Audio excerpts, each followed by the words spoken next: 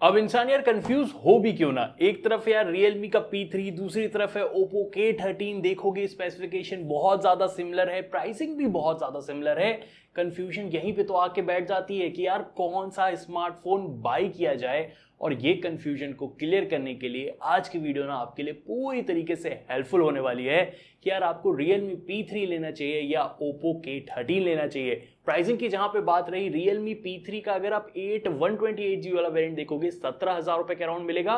वहीं Oppo K13 का भी 8 और 128GB वाला 18,000 रुपए का मिलेगा। एक चीज जरूर से ध्यान रखना, P3 का ना एक 6GB रैम वाला वेरिएंट आता है, वो Oppo में नहीं आता है, इसलिए P3 थोड़ा और भी सस्ता हो जाता है। बट 2025 के स्टैंडर्ड के हिसाब से 8GB थोड़ी ज्यादा बेटर रहती है। ये चीज अगर क्लियर हो जाती है, 1,000 रुपए वाले प्राइस डिफरेंस में कौन सा स्मार्टफोन लें। वैसे दोनों के ही बॉक्स के अंदर आपको सारी चीजें मिल जाएगी, तो अलग से किसी में भी पैसे आपके नहीं जाएंगे। बट जहां सिमिलरिटी की बात आती है, जब आप फ्रंट डिस्प्ले देखोगे दोनों में डिट्टो सेम है, स्पेसिफिकेशन वाइज भी सेम मिल जाएगी, इवन बेजल्स वगैरह भी देखोगे दोनों में सिमिलर आपको मिलते हैं। फ्लैट डिस्प्ले है, एमुलेट डिस्प्ले है 120 हर्ट्ज की और फुल HD प्लस वाला पैनल यहाँ पे है। बट एक डिफरेंस आपको यहाँ पे विजिबल होगा कि यार P3 में HDR सपोर्ट मिलता है, जहां पे Oppo में आपको HDR सपोर्ट नहीं मिलेगा। ये आपके लिए कितना मायने रखता है ये तो आप देख लेना, क्योंकि यार HDR आप सिर्फ YouTube वगैरह में ही देख सकते हो P3 के अंदर, नेटफ्लिक्स वगैरह में आपको ऐसा कोई भी सपोर्ट नहीं मिलता है। बाकी अगर कलर ट्यूनिंग वगैरह भी देखोगे काफी सिमिलर है, थोड़ी सी सैचुरेटेड साइड में है, बट डीपर ब्लैक दोनों में अच्छे मिल जाते हैं, शार्पनेस भी ठीक मिलती है और कंटेंट की जो क्वालिटी है दोनों में आप अच्छे से एंजॉय करोगे। ऐसा कोई मेजर डिफरेंस डिस्प्ले साइड में आपको विजिबल नहीं होगा। इवन आउटडोर विजिबिलिटी भी दोनों में ही ब्राइट इनफ हो जाती है, डायरेक्ट सनलाइट के अंदर दोनों ही बहुत आराम से विजिबल होते हैं। इवन दोनों में कितनी अच्छी वाली प्रोटेक्शन यूज करी है ऐसा कोई भी क्लियर कट नहीं बताया है। कोई बोलता है ड्रैगन टेल है, कोई बोलता है गोरिल्ला ग्लास है।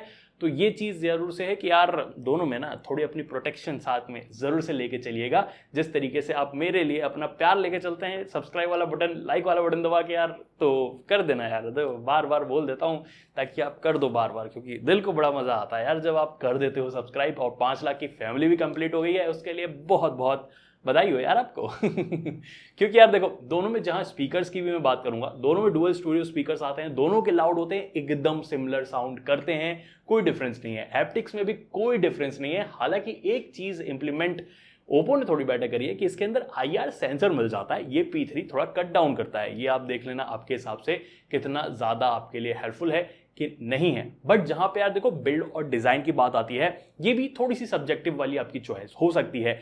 बैक से दिखने में देख लो आपको कौन सा ज्यादा पसंद आ रहा है।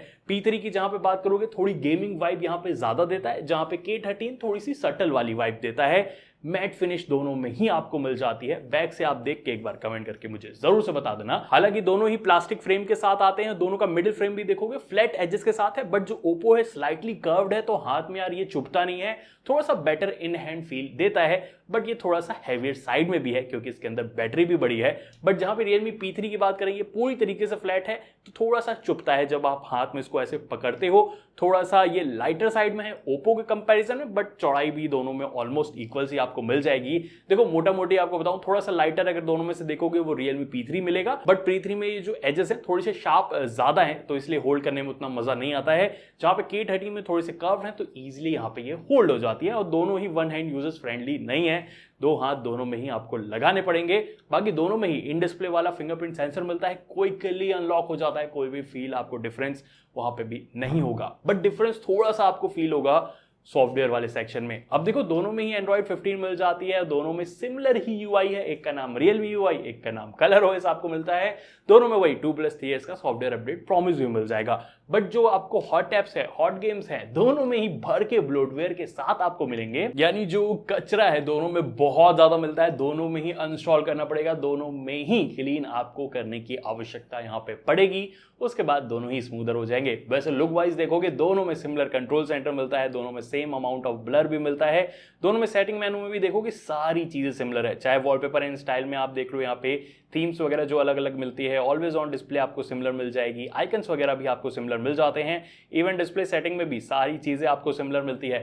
सिमिलर यार ऐप्स वगैरह के अंदर भी जाओगे, जैसे ऐप लॉक करना हुआ, डुअल ऐप बनाना हुआ, आपको सारी चीज़ों में ये सिमिलर मिलता है। इवन सिमिलर एआई फीचर्स में भी मिलता है, जैसे आपको फोटोज़ के अंदर एआई एडिटर का ऑप्शन मिल जाएगा, दोनों में सारी एआई इरेजर वाली चीज़ें मिलती है, दोनों में ही आपको वो सर्कल टू सर्च वाला भी ऑप्शन मिल जाएगा। बट उसके अलावा थोड़े और एक्स्ट्रा एआई फीचर्स आपको यहाँ ओप्पो के अंदर मिलते हैं, जो कि रियलमी मिस आउट करता है। जैसे आपको एआई नोट्स का ऑप्शन यहाँ पे ओप्पो के अंदर मिल जाएगा, इवन कॉलिंग के टाइम में एआई समरी का भी ऑप्शन ओप्पो के अंदर मिल जाएगा। और यहाँ पे एक और एडिशनल चीज है, ओप्पो में चुपके से कॉल रिकॉर्डिंग करने का ऑप्शन बाय डिफॉल्ट मिलता है, जहां पे रियलमी के अंदर आपको गूगल डायलर बाय डिफॉल्ट मिलता है, तो इसमें अलग से एप्लीकेशन आपको डालनी पड़ेगी।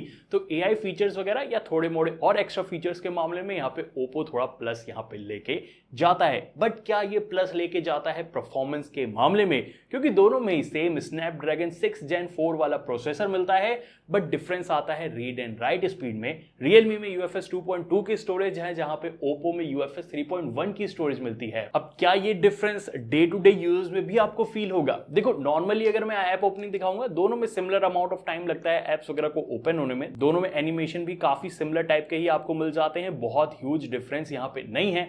बट हाँ, जब आप हैवी चीजें या मल्टीटास्किंग करने जाते हो तो वहां पे आपको क्लियर नोटिस होता है कि रियलमी जो है UI में जिटर्स ज्यादा देता है, जहां पे ओप्पो स्मूदर रहता है।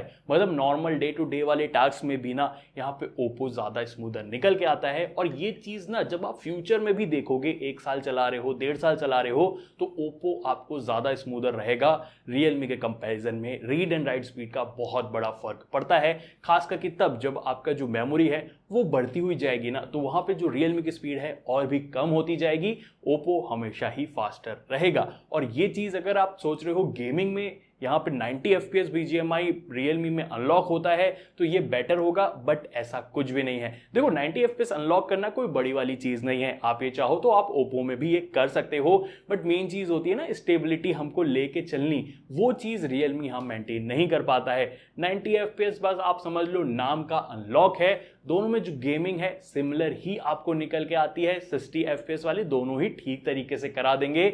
ये सोच के बिल्कुल मत जाना कि यार रियलमी यहाँ पे प्रमोट कर रहा है 90 FPS BGMI गेमिंग तो इसमें परफॉर्मेंस बेटर है, ऐसा कुछ भी नहीं है। आपको नॉर्मल परफॉर्मेंस हो या हैवी परफॉर्मेंस हो, लॉन्गर परफॉर्मेंस भी देखोगे, वहां पे ओप्पो आपके लिए हमेशा बेटर निकल के आएगा। हालांकि ऑन पेपर एंथुतु स्कोर्स वगैरह देख लो, दोनों में ही सिमिलर टाइप के ही आपको मिलते हैं। इवन CPU थ्रॉटलिंग में भी बहुत बड़ा वाला डिफरेंस नहीं है। तो परफॉर्मेंस में या सॉफ्टवेयर UI में, AI फीचर्स के मामले में भी ओप्पो आगे जाता है। बट ओप्पो एक और जगह आगे जाता है, वो है बैटरी वाला डिपार्टमेंट, जहां पे 7000 mAh की बड़ी सी बैटरी आती है, 2 दिन वाला बैटरी बैकअप आराम से निकल के आएगा और 80 वॉट की फास्ट चार्जिंग के साथ आता है, जहां पे रियलमी 6000 mAh बैटरी के साथ आता है। अब ये बुरी नहीं है बैटरी, बट हाँ ओप्पो के कंपैरिजन में आपको इसमें कम ही बैटरी बैकअप मिलेगा और चार्जिंग इसमें स्लोअर साइड है, जो कि है सिर्फ 45 वॉट की, तो यहाँ पे भी ओप्पो बेटर हो जाता है। हालांकि एक जगह जहां पे रियलमी ने छक्का मारा है ना, वो है IP68 प्लस IP69 रेटिंग देके।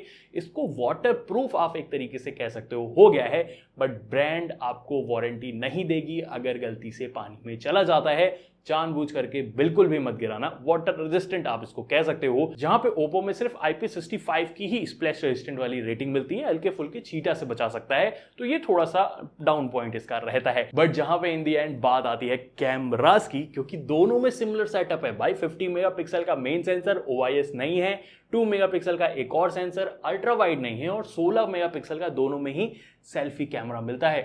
तो कितना कौन पानी में है, ये चीज यार आपको क्लियर कट नॉर्मल इमेजेस जब आप देखोगे तो हो जाएगी पता कि यार जो ओप्पो है ज्यादा बैलेंस शॉट क्लिक कर रहा है। वैसे 1x वाले शॉट में इतना ज्यादा डिफरेंस मुझे फील नहीं हुआ, दोनों में ठीक कलर्स यहाँ पे निकल के आते हैं। हाँ एक चीज मैंने नोटिस करी, रियलमी थोड़ा सा कॉन्ट्रास्ट एरिया डार्कर टोन कभी कभी ज्यादा लेता है, जहां ओप्पो उसको बेटर बैलेंस आउट करता है। बट ओप्पो में एक बड़ी वाली चीज ये है ना कि इसके अंदर 2x पोर्ट्रेट का ऑप्शन मिल जाता है।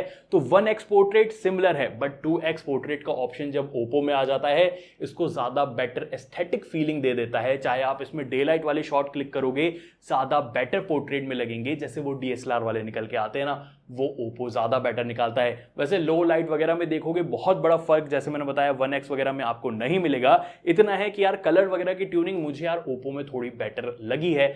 2x वाले शॉट्स भी ओप्पो में आपको अच्छे मिलेंगे, रियलमी में आते ही नहीं है। तो यहाँ पे प्लस पॉइंट कैमरा में ओप्पो लेके जाता है। वैसे जहां सेल्फी कैमरा कैमरा की भी बात रही, यहाँ पे भी आप सिमिलर चीज देख पाओगे। ओप्पो में मैंने नोटिस करा इसमें डिटेल्स सेल्फी कैमरा में खास करके अगर आप इंडोर या लो लाइटिंग वाली कंडीशन में देखोगे ज्यादा निकल के आ रही है, और इसमें जो ओवर सैचुरेटेड ट्यून है वो भी इतनी ज्यादा विजिबल नहीं है, जहां पे रियलमी थोड़ा ओवर सैचुरेट ज्यादा कर रहा है। और डिटेल्स वैसे दोनों में सिमिलर टाइप की मिल जाती है, आउटडोर में एचडीआर मैनेजमेंट हो गया या पोर्ट्रेट में एज डिटेक्शन हो गया, काफी ज्यादा सिमिलर यहां पे रहता है। सेल्फी कैमरा में भी मैं कहूंगा ओप्पो थोड़ी सी एज लेता है। हालांकि जब वीडियो रिकॉर्डिंग की बात आती है वैसे दोनों ही 4K 30 FPS में वीडियो रिकॉर्ड कर सकते हैं। सबसे पहले देखो मेरे फेस पे इधर से लाइटिंग पड़ रही है तो फोन अच्छे से मेरे फेस को एडजस्ट कर रहा है यहाँ पे।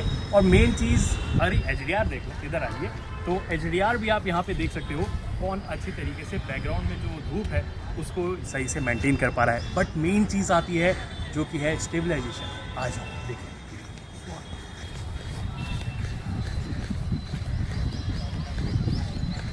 भैया दौड़ो।